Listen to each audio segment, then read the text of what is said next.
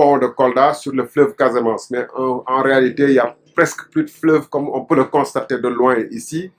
Il n'y a plus de fleuves parce que le fleuve est en train de s'achasser dangereusement, comme vous le constatez tous sur ces images, et que le lit du fleuve devient en fait une sorte d'aire de broutage ou de pâturage pour des vaches.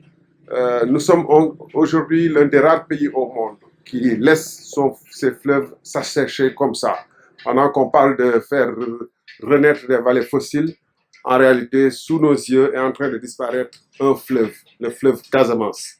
Du fait des ordures, du fait d'autres activités humaines, du fait notamment aussi de la sécheresse et de toutes les causes connues qui ont fait que le Sénégal s'est mobilisé par des délégations extrêmement importantes à la COP 21, à la COP 22, mais en réalité aujourd'hui, le fleuve Casamance, qui aurait dû être une source de vie pour l'irrigation, une source d'activités diverses comme des campements au bord du fleuve, et toutes sortes d'activités récréatives, une source de plaisir, de loisirs, est en train de se mourir tristement. Et nous voyons que le fleuve s'arrête net ici en amont du pont, qui n'a presque plus son sens, sauf en période certainement d'hivernage, quand le feu va regagner un peu de sa puissance. Et pourtant, beaucoup d'autorités passent sous ce pont-là.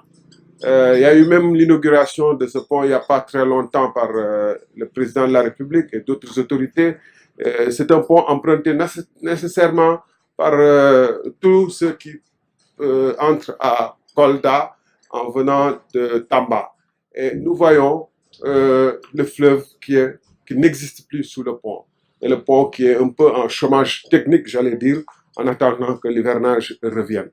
Un pays qui manque, qui n'a pas encore atteint son autosuffisance. Un pays qui peut disposer de berges et de vallées qui peuvent être très utiles à l'agriculture, est en train de se laisser ainsi mourir de faim, quasiment, par l'inaction, l'incompétence ou l'absence de vision de ceux qui le dirigent, mais aussi par notre négligence collective, parce que le fleuve est devenu un dépôt d'ordures.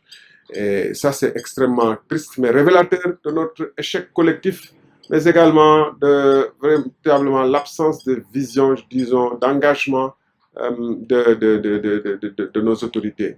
Et quelque part, un peu plus loin en amont de ce fleuve, on a des populations, on l'a montré à travers une autre vidéo, des femmes surtout, qui puisent de l'eau, puis creuser à côté du fleuve parce qu'elles ne disposent pas de motopompe